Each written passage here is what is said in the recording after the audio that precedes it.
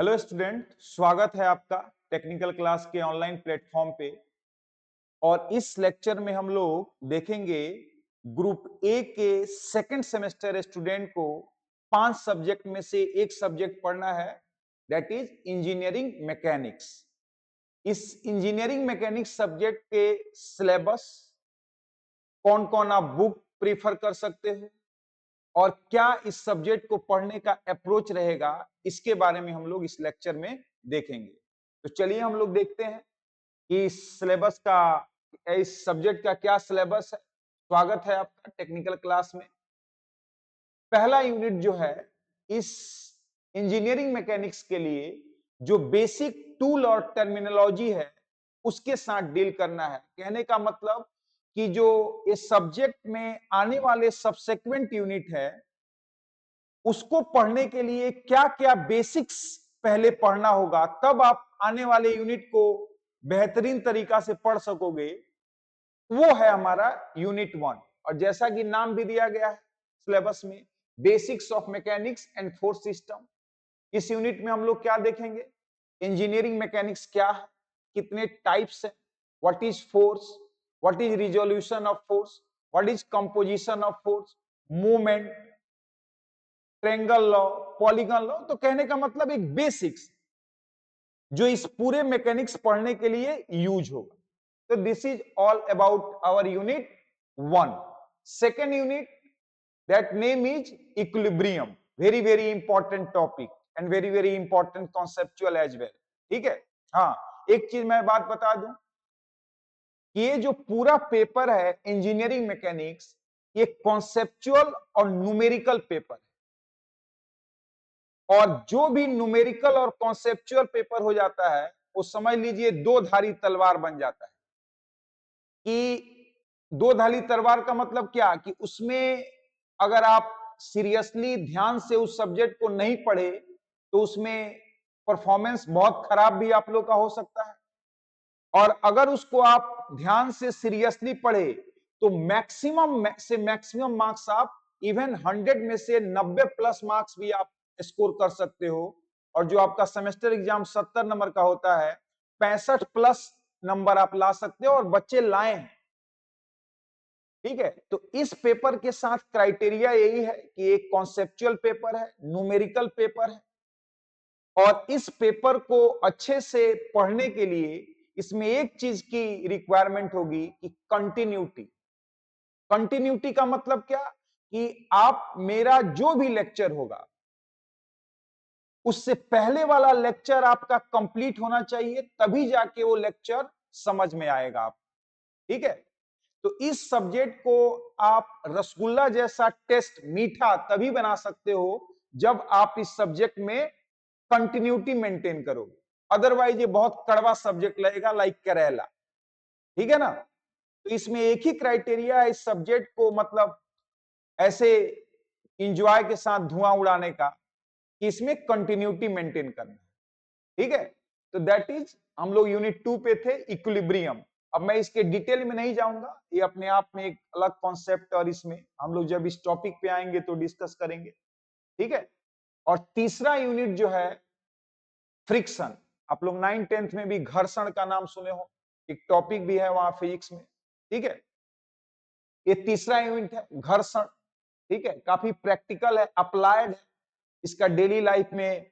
और समझ लीजिए फ्रिक्शन के बिना ना मैं इस पेन को पकड़ सकता हूं अपने हाथ से, ना फ्रिक्शन के बिना मैं यहां खड़ा हो सकता हूं, ना गाड़ी रोड पे चल सकती है।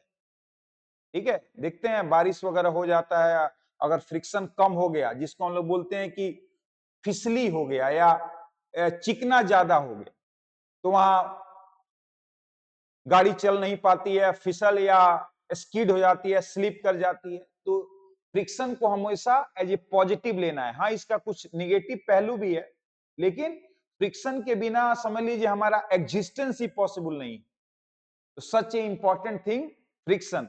लोग जनरली फ्रिक्शन को निगेटिव दृष्टि से देखते हैं, लेकिन वेरी वेरी इंपॉर्टेंट। चलिए इसको हम लोग जब डिटेल में पढ़ेंगे तब डिस्कस करेंगे। और चौथा यूनिट है वेरी सिंपल, स्ट्रेट फॉरवर्ड, लेकिन आपके एग्जाम पॉइंट ऑफ व्यू से हाई स्कोरिंग। क्यों? क्योंकि आप लोगों को पसंदीदा कम पढ़ के ज्यादा स्कोर हासिल करना। तो सिंपल इसमें 3-4 कॉन्सेप्ट होंगे और स्ट्रेट फॉरवर्ड यूनिट है कि फिक्स पैटर्न है कि इसी टाइप का क्वेश्चन आता है और उसी टाइप का आता है हर एक साल। अब 5-7 फॉर्मूले हैं, ठीक है। तो ये चौथा और पांचवा एज वेल जो लास्ट यूनिट है सिंपल लिफ्टिंग मशीन, ये दोनों यूनिट पिछले तीनों यूनिट की अपेक्षा, मतलब यूनिट 1, यूनिट 2, यूनिट 3 की अपेक्षा आपको आसान और सिंपल रहेंगे बिकॉज फॉर्मूला पुटिंग है इसमें, ठीक है। लेकिन जो पहला 3 यूनिट है मैं उसको टफ नहीं बोलूंगा, उसको मैं इंटरेस्टिंग बोलूंगा। क्यों? क्योंकि उसमें थोड़ा सा आपको एफर्ट देना पड़ेगा, लगाना पड़ेगा, कंसंट्रेट करना पड़ेगा। और कंसंट्रेट कब करोगे? जब आप कंटिन्यूटी रहोगे, कंटिन्यूअस सारा पिछला लेक्चर कवर रहेगा। तो हमको लगता है कि एक दोनों यूनिट तो आप हलवा जैसा लोगे, अब पहला दूसरा तीसरा यूनिट के क्वेश्चन सॉल्व करने में आपको मजा आएगा। या जिंदगी में मजा तभी है ना जब थोड़ा सा चैलेंज भी हो, ठीक है। आप रेत पे कुछ लिख के आपको कितना मजा आएगा, पत्थर पे लिखते हो तो आपका भी लाइफ, ये सब आप बेसिक मोटिवेशनल सुन चुके होंगे। तो पत्थर पे अगर आप लिखते हो तो वहां आपका एक कॉन्फिडेंस, मजा, तो चलिए वो अलग बात है। लेकिन चैलेंज जहां है वहीं मजा भी, ठीक है। तो पहला दूसरा तीसरा यूनिट में आपको अगर कंटिन्यूअस रहते हो उसमें बिल्कुल मजा आएगा। तो ये बेसिक्स हमारा 5 यूनिट है और 5 यूनिट को हम लोग इस सब्जेक्ट में डिस्कस करेंगे मजा के साथ, इंजॉय के साथ, काफी प्रैक्टिकली रिलेट करके अगल बगल की चीजों से, ठीक है। और काफी प्रैक्टिकल सब्जेक्ट है सारे ब्रांच के लिए, स्पेशली ग्रुप ए में जो ब्रांच है लाइक मैकेनिकल एक्सेट्रा, उन सभी के लिए वेरी वेरी इंपॉर्टेंट है। और स्पेशली आप जब कंपटीशन आगे, जब डिप्लोमा पास करोगे या इंजीनियरिंग करोगे, आगे जो भी जब भी कंपटीशन एग्जाम फेस करोगे, इवन आप कुछ बच्चों का मन होगा कि हम डिप्लोमा के बाद डिग्री भी करें, तो एक लीड का एग्जाम होता है डिग्री, डिप्लोमा टू डिग्री के लिए।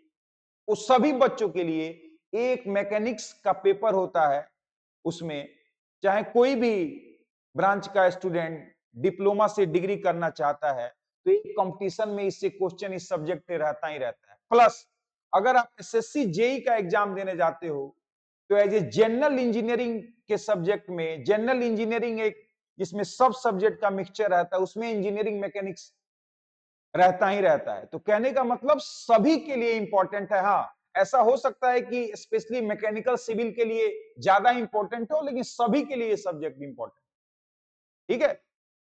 तो ये रहा आपका एक सिलेबस के बारे में ब्रीफ डिस्कशन। हाँ, इसको पढ़ने के लिए आप बोलोगे सर बुक कौन सा ले सकते हैं? बुक लेने की आदत है 9th-10th में आप लोग जो भी सब्जेक्ट या अगले क्लास में जाते होगे तो सबसे पहले आप बुक खरीदते होगे कि अच्छा ये क्लास में ये सब्जेक्ट पढ़ना है, इसका कौन कौन किताब होगा, ठीक है। लेकिन स्पेशली जब आप लोग डिप्लोमा करने आए होंगे, फर्स्ट सेमेस्टर आप लोग पास आउट हो गए होंगे, आपको पता है कि कितना बुक पढ़ने का आपको समय मिलता है। जो क्लास नोट्स है टीचर का, उसी को कवर करने में और प्रीवियस सेमेस्टर क्वेश्चन लगाने में समय का अभाव हो जाता है। लेकिन बिल्कुल एक रेफरेंस बुक रखना चाहिए आप लोग अपने पास। और मेरे तरफ से 2 बुक सजेशन है, ठीक है। फर्स्ट बुक, आप एक फॉरेन राइटर का नाम मैं आपको बता रहा हूं, the name is Beer and Johnson, solid mechanics, foreign writer का बुक है। सब जगह नहीं अवेलेबल होगा, आप अच्छे सिटी में जाओगे तब अवेलेबल होगा। तो या ऑनलाइन तो पक्का इसका पीडीएफ अवेलेबल है, ऑनलाइन भी डाउनलोड कर सकते हो अगर ये बुक पढ़ने में आपको इंटरेस्ट है। नाम क्या है? राइटर का नाम मैं बता रहा हूं बुक का, इंजीनियरिंग मैकेनिक्स, बोलोगे बियर एंड जॉनसन। क्या? बियर एंड जॉनस्टन, जॉनस्टन ये बुक। और एक दूसरा बहुत ही फेमस राइटर है इंजीनियरिंग मैकेनिक्स बाई आर.एस. खुरमी, इंजीनियरिंग मैकेनिक्स बाई आर.एस. खुरमी। सब कोई नाम कम से कम फर्स्ट सेमेस्टर में ही आप सुन गए होंगे, नहीं सुने होंगे तो पक्का सुन जाओगे क्योंकि इनका बहुत बुक आता है आर.एस. खुरमी के नाम से, ठीक है। ये भी अच्छा बुक है, काम इससे भी चल जाएगा। लेकिन अगर मैं आपको फर्स्ट प्रीफरेंस दूं तो that is Beer and Johnson. ठीक है, तो ये दो बुक रहा। हाँ, एक चीज मैं आपको और बात बता दूं, ये मेरा आपसे पर्सनल और एक्सपीरियंस बेसिस पे रिक्वेस्ट है कि ऑनलाइन के क्लास में या ऑफलाइन आओ या ऑनलाइन आप लाइव ज्वाइन करो, आप कभी भी लिखना नहीं छोड़ना। मैं जो भी यहाँ पीडीएफ के रूप में दूं या जो भी क्लास में मैं लिखवाऊं, आप जहां भी हो ऑफलाइन क्लास को देखो या ऑनलाइन ज्वाइन करो या बाद में लेक्चर देखो, आप पक्का इस सब्जेक्ट का नोट्स बनाना। ठीक है, ये ऑनलाइन के जमाने में ना ये थोड़ा मिसिंग होते जा रहा है लिखना। और आपको पता है कि एग्जाम में तो ऐसा तो नहीं है कि केवल देख दोगे तो लिखा जाएगा, वहां तो लिखना पड़ेगा, हाथ से क्वेश्चन सॉल्व करना पड़ेगा। तो कृपया अभी आप लोग का शुरुआती ईयर है, लिखना मत छोड़िए।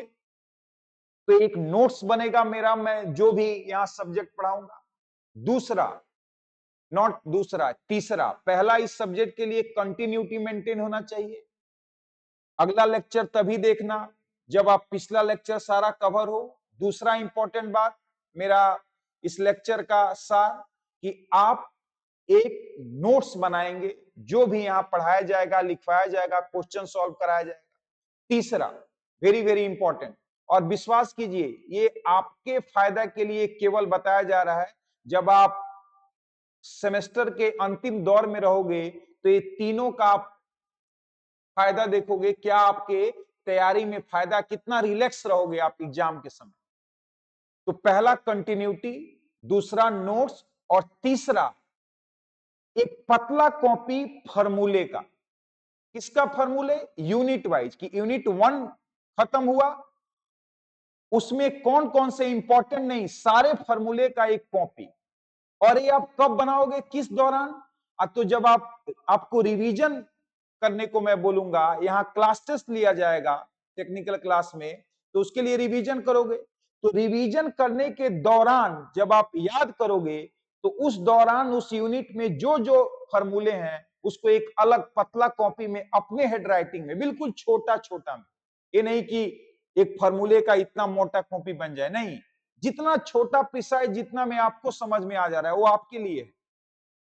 तो एक फॉर्मूले का अलग कॉपी बनेगा, ठीक है। और वो कब बनेगा? जब आप रिवीजन करोगे।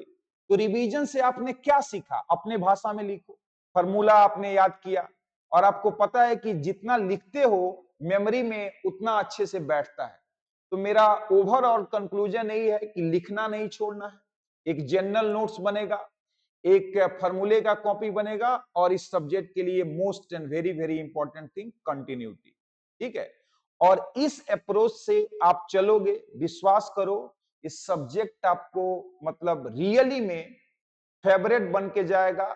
और आप जब एग्जाम देने जाओगे सेमेस्टर या कोई भी इंटरनल, तो जितना स्टिपुलेटेड टाइम रहेगा 3 घंटे का, उससे पहले आपका सारा अटेम्प्टेड रहेगा, क्वेश्चन सॉल्व रहेगा। और बच्चे आते हैं एग्जाम देके और बोलते हैं कि सर 3 घंटे का पेपर मैं 2.25 घंटे में, 2.5 घंटे में ही सर कर लिया था।